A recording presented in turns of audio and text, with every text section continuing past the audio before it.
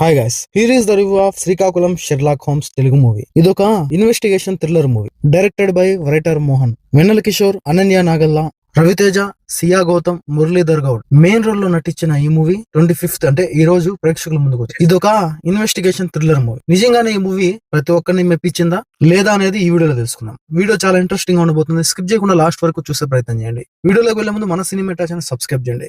Everyday Telugu, Tamil, Hindi, Bollywood, Kollywood అని తేడా లేకుండా ఏదో ఒక కంటెంట్ ఉన్న మంచి video, movie information, movie updates, movie reviews, OTT updates మీ ముందుకు తెచ్చే ప్రయత్నం చేస్తా ఉంటాం. ఇవన్నీ మీ వరకు రావాలంటే మన సినిమా ఛానల్ సబ్స్క్రైబ్ చేయాలి కదా. Please subscribe and support. Let's go.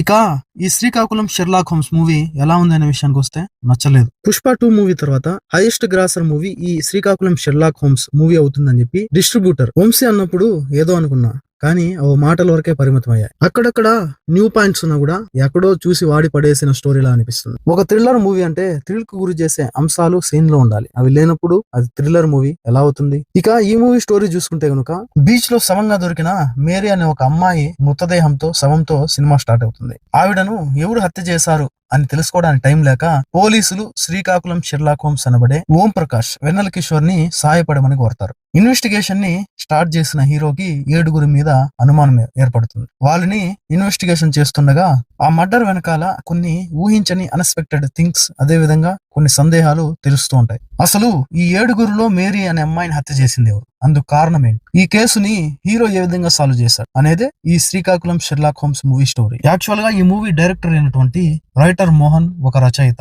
ఒక రైటర్ గా ఈ సినిమాకి ఒక మ్యాటర్ ఉన్న స్టోరీని రాసుకోవడంలో సక్సెస్ అయ్యాడు రైటర్ మోహన్. కానీ ఒక డైరెక్టర్ గా దాన్ని ఎగ్జిక్యూట్ చేయడంలో తడబడ్డాడనే చెప్పాలి. రాసుకున్న కథలో కొత్తదనం ఉంది, కానీ దాన్ని సాల్వ్ చేసే విధానంలో కొలిక్కి తీసుకురావడంలో పూర్తిగా ఫెయిల్ అయ్యాడనే చెప్పాలి. ఈ విషయంలో ఒక డైరెక్టర్ గా కన్నా ఒక రైటర్ గా మంచి మార్కులు పడ్డాయి రైటర్ మోహన్ కి. చూసే ఆడియన్స్ కి లాస్ట్ వరకు ఆ గ్రిప్పింగ్ ని, ఆ ఎంగేజ్ ని కొనసాగించడానికి మధ్యలో కొత్త కొత్త పాత్రలను తేవడం, రాజీవ్ గాంధీ హత్య లాంటి ఉదంతాన్ని తీసుకురావడం చేసే కొత్తదనం బాగుంది, కానీ ఆ చెప్పే పద్ధతిలో క్లారిటీ మిస్ అయింది. ప్రొడక్షన్ వాల్యూస్ గురించి ఎంత తక్కువ మాట్లాడుకుంటే అంత మంచిది. సినిమా చూసే ప్రతి ఒక్కరికి అర్థమైపోతుంది లిమిటెడ్ బడ్జెట్ లో సినిమా కానిచ్చేస్తారని. ఎప్పుడు కూడా ఒక థ్రిల్లర్ మూవీలో ఆ చిక్కుముడులను, ఆ ట్విస్ట్లను ఒకదానికొకటి అర్థమయ్యేట్టుగా క్లారిటీగా డైరెక్టర్ అనే వ్యక్తి విప్పినప్పుడే ప్రతి ఒక్కరిని ఎంగేజ్ చేస్తుంది ఆ మూవీ. లాస్ట్ కి మూవీలో గ్రిప్పింగ్ సీన్స్, ఎంగేజ్ చేసే సీన్స్, థ్రిల్లింగ్ కి గురి చేసే ఎలిమెంట్స్ ఒకదానికొకటి అల్లిన విధానమే బాలేనప్పుడు ఆ ఎంగేజ్ చేసే సీన్ ను ఎంత క్లారిటీగా చెప్పే ప్రయత్నం చేసినా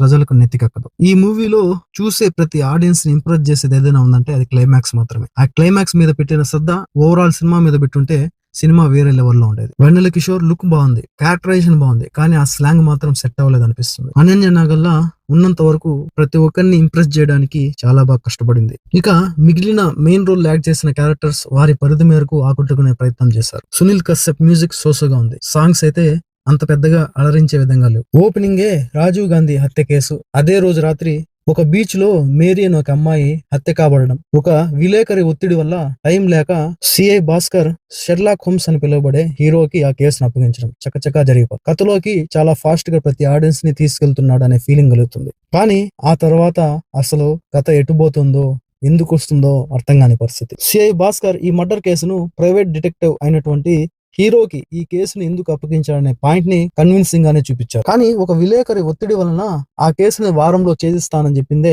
సిఐ చెప్పడం హాస్యాస్పదంగా ఉంది. ఆ తర్వాత హీరో చేసే ఇన్వెస్టిగేషన్ అన్నా చూసే ఆడియన్స్ కి ఎంగేజ్ చేస్తుందంటే అది జరగదు. చకచక 7 పైన అనుమానం పడిపోవడం, వారిని విచారణ పేరుతో ఇన్వెస్టిగేట్ చేయడం, అక్కడ కొత్త కొత్త పాయింట్స్ తెలిసి రావడం అన్ని సిల్లీగా ఉంటాయి. చివరగా ఈ శ్రీకాకుళం షెర్లాక్ హోమ్స్ ని మూవీ చూసే ప్రతి ఆడియన్స్ కి ఇది ఒక అగ్ని పరీక్ష మాత్రమే. నెక్స్ట్ వీడియోతో మళ్ళీ కలుద్దాం. అప్పటి వరకు stay tune. Please subscribe and support. Thanks for watching. జై